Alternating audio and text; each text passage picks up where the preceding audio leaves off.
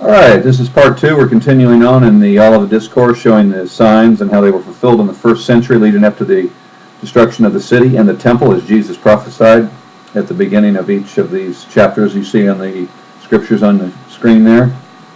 The next one is in verse 14, and that tells us that, "And this gospel of the kingdom will be preached in all the world as a witness to all the nations, and then the end will come."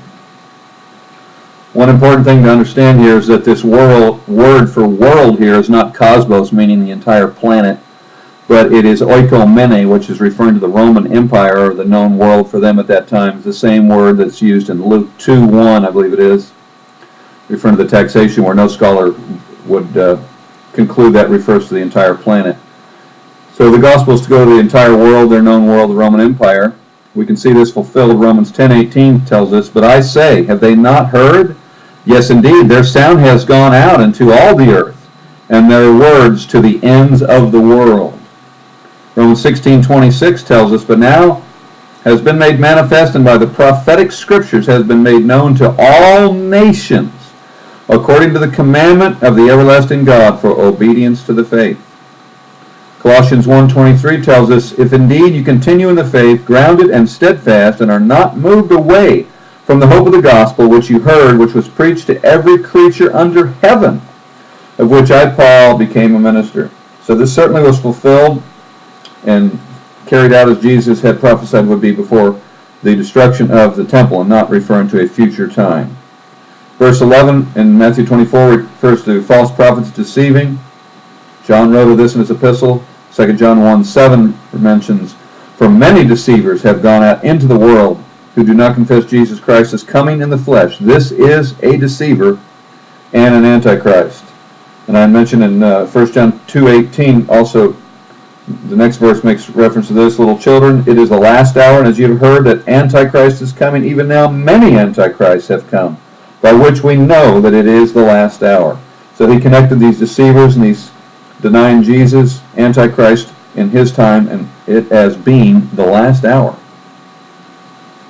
Talks about iniquity abound, the love waxes cold. In verse 12 there, Matthew 24, if you read Romans 1, verses 21 to 31, you'll find a group that knew God and didn't acknowledge Him as God. They had a horrific falling away. Verse 15 of Matthew 24 talks about the abomination of desolation. Let me read that verse. It says, "Therefore, when you see the abomination of desolation spoken of by Daniel the prophet standing in the holy place, whoever reads, let him understand."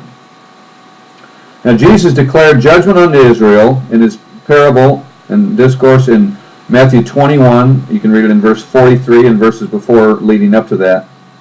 And then he declared it on the city in Matthew 22, verses 2 through 7.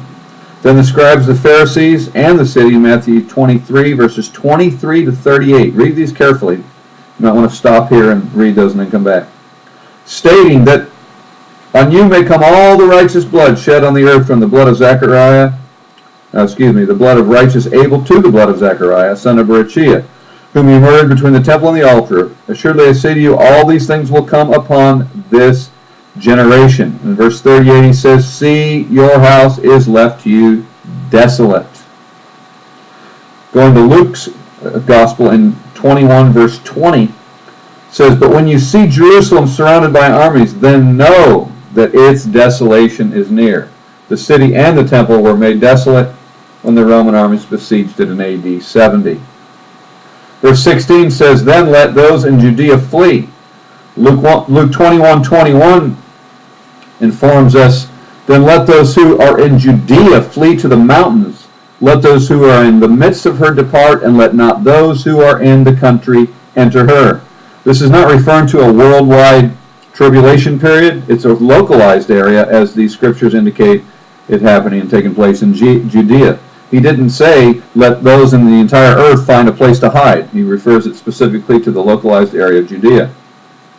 Verse 17 and 18 of Matthew 24 says and refers to, "Let him who is on the housetop not go down to take anything out of his house." Now this type of house and living style was much more prevalent in the first century. Joshua 2 verse 6 makes reference to the use of the housetop in those days. It's not real common today. They use it for storage and had activities and things taking place up there. I know there was one place where Peter was praying on the housetop in the book of Acts. Verses 19-20, they tell us, "But woe to those who are pregnant and to those who are nursing babies in those days, and pray that your flight may not be in the winter or on the Sabbath."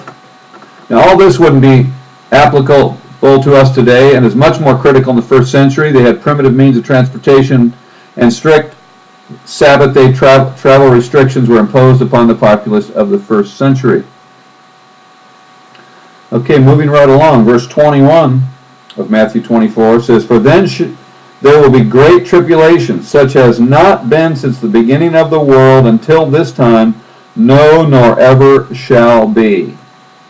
Now for the Jews, and the destruction of their temple and the ending of the age, that fits exactly. This is also an example of the dramatic hyperbolic language used in Scripture in reference to judgments of God. It's crucial and obvious for the Old Testament order in Jerusalem is to be done away.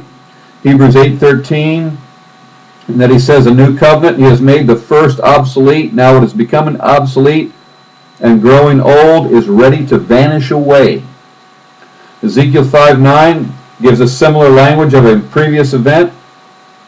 It says, "And I will do among you what I have never done, and the like of which I will never do again, because of all your abominations." This is referring to a past event. So this type of language referring to past events is also referring and connecting with a past event that happened in this first century.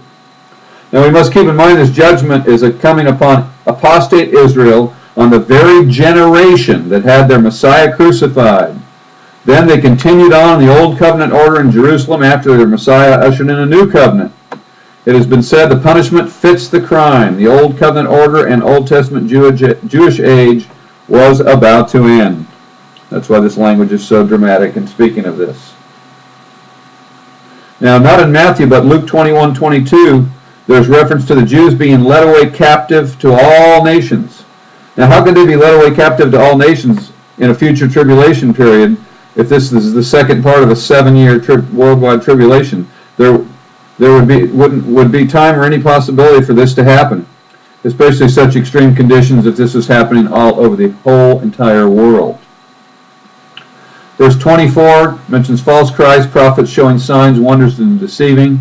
It mentions 2 John 1:7, where it talks about many deceivers. 1 John 2:19 talks about they went out from us, but they were not of us, for if they had been of us, they would have continued with us, but they went out that they might be made manifest that none of them were of us. Titus 1:10 makes reference here to that. "For there are many insubordinate, both idle talkers and deceivers, especially those of the circumcision," or the Jews. This is much the case that the Jews persecuted Jesus, and they persecuted the apostles. There's plenty of scriptures in the Old Testament that talk about this, and very prevalent in the first century, deceiving and persecution and all this kind of thing taking place in this first century, as we're showing all these signs being fulfilled in the first century and not referring to future events. Hang on till I get to the end of this chapter and the main events here, because I'm going to show some very powerful points also to confirm that these events were of the first century and this can't be referring to a future time. So stay tuned. We're going to continue on in the next episode, next video here, and deal with more of this. Thank you so much.